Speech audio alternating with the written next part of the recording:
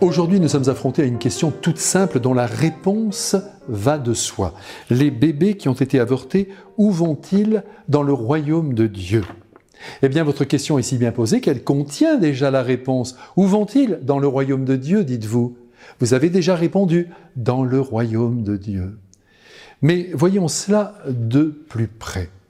Tout homme, dès le premier instant de sa conception, est doté d'un principe d'animation qu'on appelle l'âme, et qui est indestructible. Aussi, jamais une âme ne peut être détruite et retournée dans le néant. C'est impossible.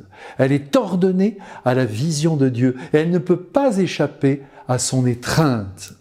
Elle a été créée pour être éternellement avec lui.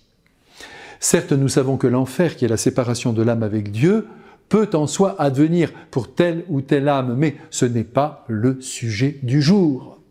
Une petite âme humaine qui a été supprimée du ventre de sa mère pour 1000 raisons qui nous dépassent, ne peut échapper à la tendresse de Dieu. Elle est une victime, une vraie victime, qui ne demandait qu'à vivre, qu'à penser, qu'à aimer, et qui n'a pas choisi de mourir.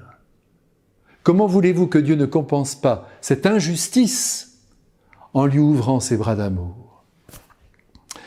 Par le passé, il est vrai que l'Église affirmait que ses enfants ne bénéficiaient pas de la vision de Dieu parce qu'ils n'étaient pas baptisés.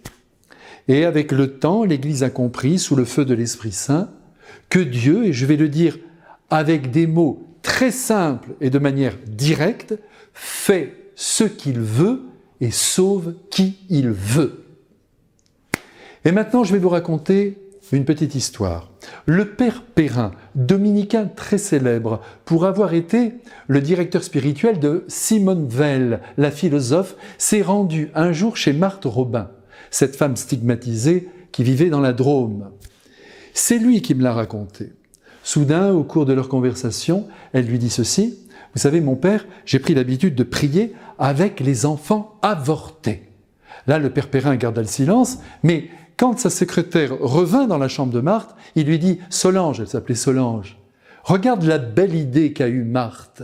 Elle prie avec les enfants avortés. » Et Marthe de répondre « Ah non, mon père, ce n'est pas une idée, je les ai vus. » Voilà qui répond parfaitement à votre question. Ces enfants sont donc en ce moment, et j'aime à les imaginer ainsi, sous le manteau de Marie, non pour les protéger, car ils ne craignent plus l'action des hommes, mais pour les combler de tout son amour maternel.